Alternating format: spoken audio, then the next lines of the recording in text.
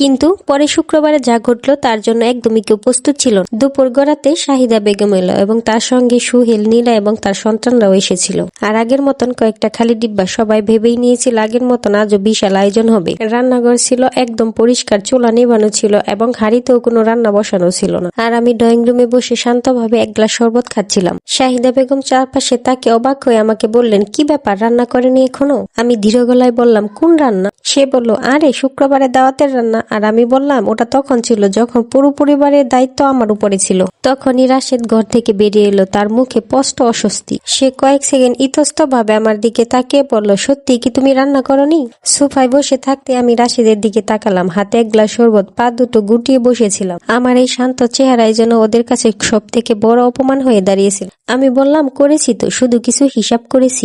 শাহিদা বেগম বুকে চাপা খালি ডিব্বাগুলো আরো শক্ত করে আঁকড়ে ধরলেন। শুধু বললেন, হিসাব? মেঘলা, এখন আর অফিসের হিসাব নিকাশ শুরু করো না তো, বাচ্চাগুলো খুবই ক্ষুধার্ত। সুহেল রান্নাঘরের দিকে তাকিয়ে বলল, একটুও ভাত রান্না হয়নি? তার পাশে দাঁড়ানো নীলা তাকে কনুই দিয়ে আলতো করে ধাক্কা দিল। তিনটি শিশু ডাইনিং টেবিলের পাশে দাঁড়িয়ে বিভ্রান্তি চোখে চারিপাশটা দেখছিল। তাদের প্রতি আমার কোনো রাগ ছিল না, আজও নেই। কিন্তু ওরা আমার সন্তানও নয়। তারপরেও ওদের প্রতি বছরের পর বছর আমি যে দায়িত্ব পালন করেছি, মনে হয় ওদের দায়িত্ব সব আমার। আমি ধীরে উঠে দাঁড়ালাম আর বললাম, আজ কোনো বাসায় ফ্রি পারিবারিক ভোজের আয়োজন নেই। ফ্রি শব্দটা যেন ঘরে চরের মতন আশ্রে পড়ল। শাহিদা বেগম হতভম্ব হয়ে বললেন, ফ্রি? ফ্রি মানে কি মনে করো তুমি? আমাদের কি তুমি ভিখারি মনে করো? আমি শুধু মাথা নেড়ে বললাম, না, আমি শুধু এমন কিছু মানুষকে দেখেছি যারা বছরের পর বছর নিয়ে গেছে, চেয়েছে এবং শুধু ব্যবহার করেছে, কিন্তু কোনোদিনও জিজ্ঞাসা করেনি এসবের টাকা কে দেয়। রাশেদের মুখটা মুহূর্তে লাল হয়ে গেল আর বলল, মেঘলা, সবার সামনে এসব কিছু করো। আর আমি স্পষ্ট ভাবে তার চোখে তাকালাম আর বললাম, তুমি তো আমাকেই বলেছো আমার পিছনে তুমি খরচ করতে করতে ক্লান্ত হয়ে গেছো।